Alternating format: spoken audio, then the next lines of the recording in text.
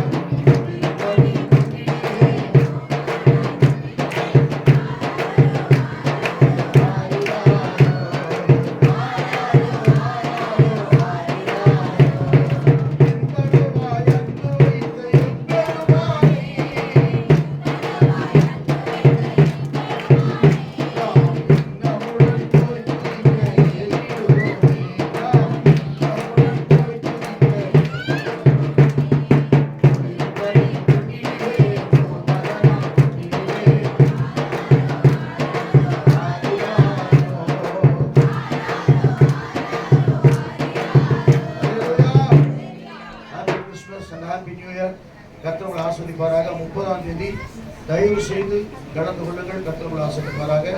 அப்படி இருக்க நேரம் போயிடாதீங்க.